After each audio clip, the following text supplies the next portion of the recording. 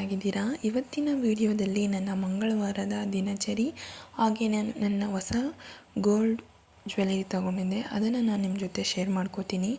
ಬೆಳಗ್ಗೆಯಿಂದ ಮನೆಯೆಲ್ಲ ಒರೆಸಿ ಗುಡಿಸಿ ದೇವ್ರ ಪೂಜೆಗೆ ಎಲ್ಲ ರೆಡಿ ಮಾಡಿ ಆಯಿತು. ತಿಂಡಿಗೆ ರೆಡಿ ಮಾಡ್ತಿದ್ದಾರೆ.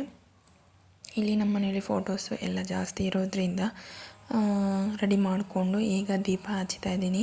ನಾನು ರೆಡಿ ಮಾಡಿರೋಂಥ ವೀಡಿಯೋಸನ್ನು ನಿಮಗೆ ಶೇರ್ ಮಾಡಿಲ್ಲ. ಒಬ್ಬರು ಕೇಳಿದರು, ಅಕ್ಕ ನೀವು ಯಾವ ರೀತಿ ರೆಡಿ ಮಾಡ್ತೀರಾ, ಅಷ್ಟೊಂದು ಫೋಟೋಸ್ ಇದೆ, ನಿಮಗೆ ಎಷ್ಟು ಟೈಮ್ ತಗೋತೀರಾ ಅಂತ.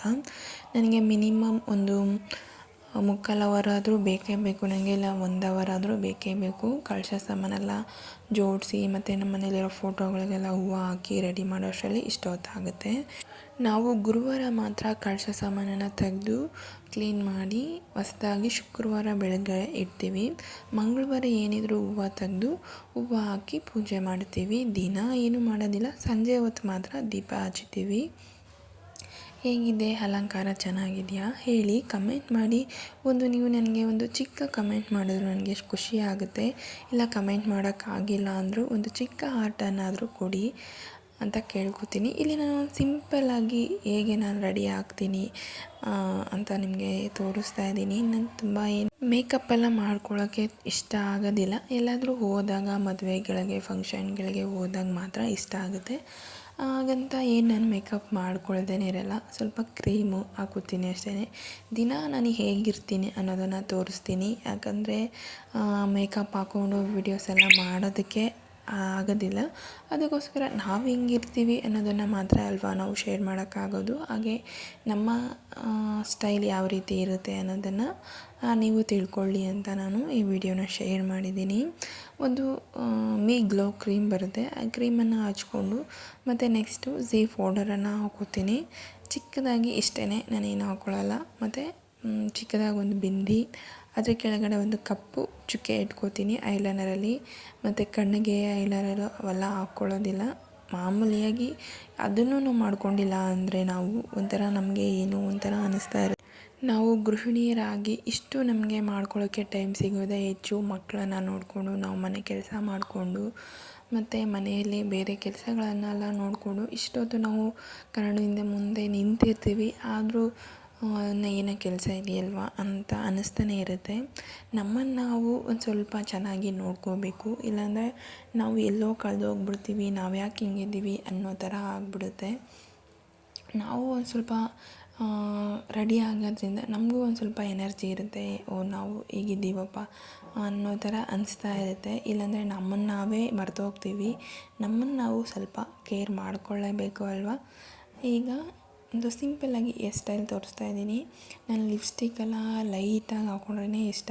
ತುಂಬ ಡಾರ್ಕಾಗಿ ಹಾಕ್ಕೊಂಡ್ರೆ ಅಯ್ಯೋ ನನಗೆ ಒಂಥರ ಜಾಸ್ತಿ ಏನೋ ಅನ್ನಿಸ್ತಾ ಇರುತ್ತೆ. ತುಂಬ ಲೈಟಾಗಿ ಇರೋದಕ್ಕೆ ಇಷ್ಟಪಡ್ತೀನಿ, ತುಂಬ ಗ್ರ್ಯಾಂಡಾಗೆಲ್ಲ ಇರೋದಕ್ಕೆ ಇಷ್ಟಪಡೋದಿಲ್ಲ. ಮೇಕಪ್ಸ್ ಅಂದರೆ ನಮ್ಮ ಸ್ಕಿನ್ನಿಗೆ ಯಾವ ರೀತಿ ಆಗುತ್ತೋ ಆ ರೀತಿ ಮನೆಯಲ್ಲೇ ಇರ್ತೀವಲ್ವ, ಸಾಕು, ಇಷ್ಟು ರೆಡಿ ಆಗ್ತೀವಲ್ವ ಅನ್ನೋ ಥರ ನಂಗೆ ಅನ್ನಿಸ್ತೆ. ಮತ್ತೇನಾದರೂ ಸ್ವಲ್ಪ ಜಾಸ್ತಿ ಲಿಪ್ಸ್ಟಿಕ್ಸ್ ಅದರೆಲ್ಲ ಹಾಕ್ಕೊಂಡ್ರೆ ಅಯ್ಯೋ ನಾವೆಲ್ಲೋ ಹೋಗ್ಬೇಕಿತ್ತಲ್ಲ ಅನ್ನಿಸ್ತಾ ಇರುತ್ತೆ. ಎಲ್ಲೆಲ್ಲ ಹೋದಾಗ ಮಾತ್ರನೇ ಅಲ್ಲ, ಈ ಮನೇಲಿದ್ದಾಗ ಸ್ವಲ್ಪ ಲೈಟಾಗಿ ಪೂಜೆ ಮಾಡೋ ದಿನ ಒಂದು ಸಿಂಪಲ್ಲಾಗಿ ಒಂದು ಸ್ಯಾರಿ ಹಾಕ್ಕೊಂಡು ಈ ರೀತಿ ರೆಡಿ ಆಗೋದ್ರಿಂದ ನಮ್ಮನ್ನು ನಾವು ಏನೋ ಒಂದು ಸ್ವಲ್ಪ ಎಂಕರೇಜ್ ಮಾಡ್ಕೊಂಡಂಗೆ ಆಗ್ತಾ ಇರುತ್ತೆ. ಇದು ನನ್ನ ಅನಿಸಿಕೆಯನ್ನು ನಿಮ್ಮ ಜೊತೆ ನಾನು ಶೇರ್ ಮಾಡಿದ್ದೀನಿ. ಇದ್ರ ಬಗ್ಗೆ ನಿಮ್ಗೆ ಏನು ಅನಿಸುತ್ತೆ ಅಂತ ನೀವು ಕಮೆಂಟ್ ಮಾಡಿ. ಈ ರೀತಿಯಾಗಿ ನಾವು ಒಂದು ಸೈಡ್ಗೆ, ನಿಮಗೆ ಸೈಡ್ಗೆ ಇಷ್ಟ ಆಗಿಲ್ಲ ಅಂದರೆ ನಿಮ್ಗೆ ಯಾವ ಲೆಫ್ಟ್ ರೈಟ್ ಯಾವ ಸೈಡ್ಗಾದರೂ ಈ ರೀತಿಯಾಗಿ ಹಾಕ್ಕೊಂಡು ನಾವು ಮೇಲೆ ಹಾಕಿರಿ ಕ್ಲಿಬ್ಬನ್ನು ಹಾಕೋಬೇಕು ಫಸ್ಟು. ಆನಂತರ ಸೈಡಲ್ಲಿ ಒಂದು ಕ್ಲಿಬ್ಬನ್ನು ಸ್ವಲ್ಪ ಕೂದಲೆತ್ತ ತೆಗೆದ್ಬಿಟ್ಟು ಆಮೇಲೆ ಆ ಕ್ಲಿಬ್ನ ರಿಮೂವ್ ಮಾಡಿಬಿಡ್ಬೇಕು. ಆವಾಗ ನಮಗೆ ಒಂದು ಸ್ವಲ್ಪ ಬಫ್ ಥರ ಎತ್ತಿ ಕಾಣಿಸುತ್ತೆ. ನಾನು ಈ ಕಡೆ ಬಫ್ ತೆಗಿತಾ ಇಲ್ಲ, ಸುಮ್ಮನೆ ಒಂದು ಚಿಕ್ಕದಾಗಿ ಕ್ಲಿಬ್ಬು ಆ ಕಡೆ ಸ್ವಲ್ಪ ಚಿಕ್ಕ ಕೂದಲೆಲ್ಲ ಎದ್ದು ನಿಂತ್ಕೊಬಾರ್ದು ಅಂತ ಈ ರೀತಿ ಸಿಂಪಲ್ಲಾಗಿ ಇದಕ್ಕೆ ಒಂದು ಚಿಕ್ಕ ಕ್ಲಿಬ್ಬನ್ನು ಹಾಕೋತಾ ಇದ್ದೀನಿ. ಮಾಮೂಲಿಯಾಗಿ ಜಡೆ ಎಣ್ಕೊತಾ ಇದ್ದೀನಿ. ನನಗೆ ಕೂದಲೆಲ್ಲ ಅಷ್ಟು ಬಿಡೋದಕ್ಕೆ ಇಷ್ಟ ಆಗೋದಿಲ್ಲ. ಜಡೆ ಹಾಕ್ಕೊಂಡು ಹೂವು ಮುಡ್ಕೊಂಡ್ರೇ ಒಂಥರ ಲಕ್ಷಣವಾಗಿ ಕಾಣ್ತೀವಿ ಅಂತ ಪೂಜೆ ಮಾಡೋ ದಿನ ಈ ರೀತಿಯಾಗಿ ಇರೋದಕ್ಕೆ ಇಷ್ಟಪಡ್ತೀನಿ. ಹೇಗಿದೆ ನನ್ನ ಲುಕ್ ಅಂತ ನೀವೇ ಹೇಳಿ.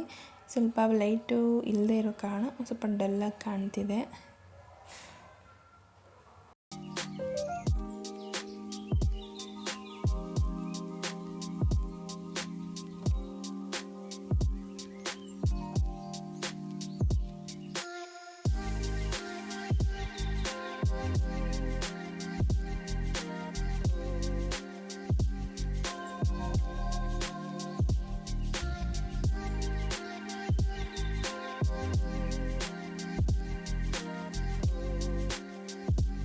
ಈಗ ರೆಡಿ ಆಗಿದ್ದಾಯಿತು. ನನ್ನ ಗೋಲ್ಡ್ ಜ್ಯುವೆಲರಿನ ನೋಡೋಣ.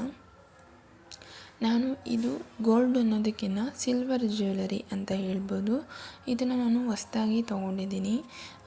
ಚಿನ್ನದಲ್ಲಿ ತೊಗೊಳೋಕ್ಕೆ ಸ್ವಲ್ಪ ದುಡ್ಡು ಜಾಸ್ತಿ ಬೇಕು ಅಂತ ಇರೋದ್ರಲ್ಲೇ ಚಿಕ್ಕದಾಗಿ ತೊಗೊಳ್ಳೋಣ ಅಂಥೇಳಿ ಇದು ಸಿಲ್ವರ್ ಆ್ಯಂಟಿಕ್ ಪೀಸ್ ಅಂತಲೇ ಹೇಳ್ಬೋದು. ಇದು ಮಧ್ಯದಲ್ಲಿ ಲಕ್ಷ್ಮಿ ಬಂದಿದೆ, ತಾವರೆ ಹೂವಿನ ಮಧ್ಯದಲ್ಲಿ ಕೂತಿರುವಂಥದ್ದು. ಇದಕ್ಕೆ ಗ್ರೀನ್ ಬೀಡ್ಸನ್ನು ತೊಗೊಂಡಿದ್ದೀನಿ.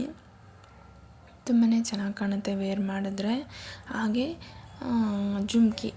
ಈ ಜುಮ್ಕಿಯನ್ನು ತೊಗೊಂಡಿದ್ದೀನಿ. ತುಂಬ ಚೆನ್ನಾಗಿತ್ತು, ದೊಡ್ಡದಾಗಿ ಚೆನ್ನಾಗಿ ಕಾಣಿಸುತ್ತೆ ಅಂತ ಹೇಳಿ ಚಿನ್ನದ್ದು ಮಾಡಿಸ್ಕೋಬೇಕು, ಅಲ್ಲಿವರೆಗೂ ಇದನ್ನಿರಲಿ ಅಂತ ಇದನ್ನು ತೊಗೊಂಡಿದ್ದೀನಿ. ಸೇಮ್ ಗೋಲ್ಡ್ ಹೇಗಿರುತ್ತೋ ಅದೇ ಥರನೇ ಇರುತ್ತೆ.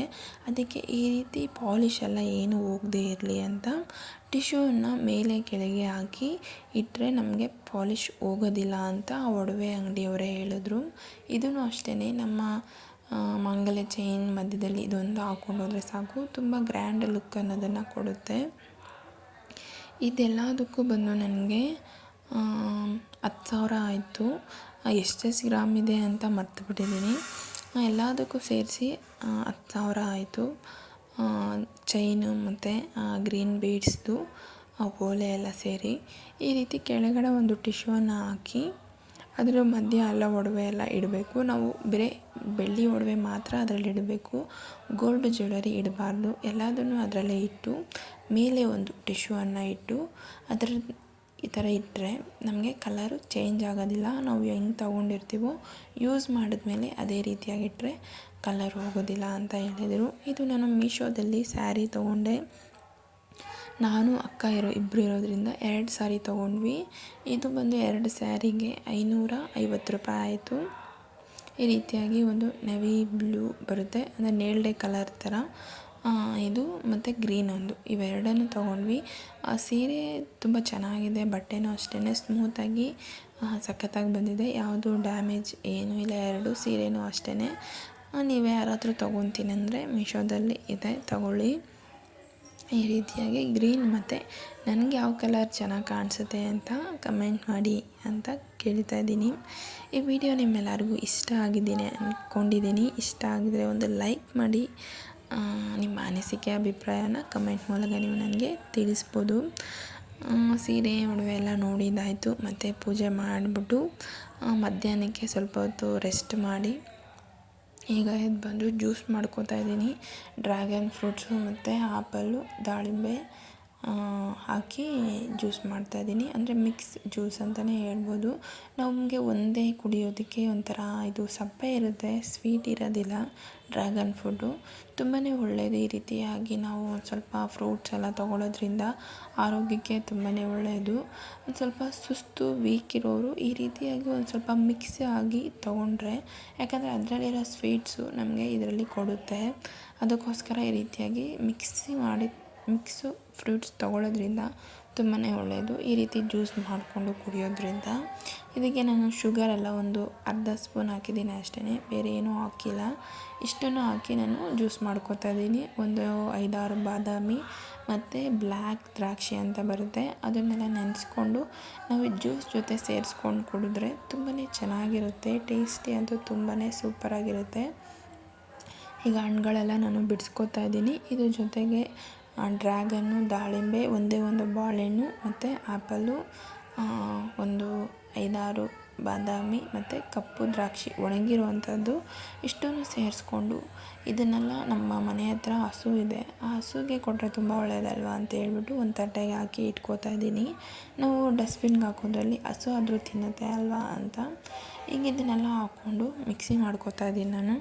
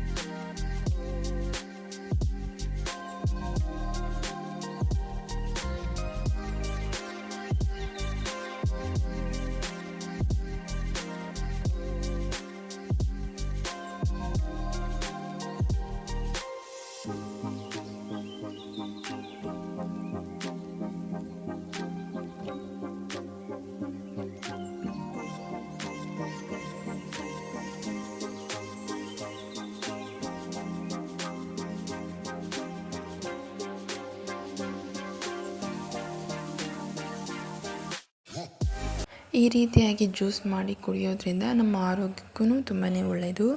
ಈ ವಿಡಿಯೋ ನಿಮ್ಮೆಲ್ಲರಿಗೂ ಇಷ್ಟ ಆಗಿದೆ ಅಂದ್ಕೊಂಡಿದ್ದೀನಿ. ಈ ರೀತಿ ಮಲ್ಲಿಗೆ ದಿಂಡು ಹಾಕೋದನ್ನು ನಾನು ವಿಡಿಯೋ ಶೇರ್ ಮಾಡಿದ್ದೀನಿ. ನೋಡದೇ ಇರೋರು ಖಂಡಿತ ಹೋಗಿ ನೋಡಿ. ಮತ್ತೊಂದು ವಿಡಿಯೋ ಜೊತೆ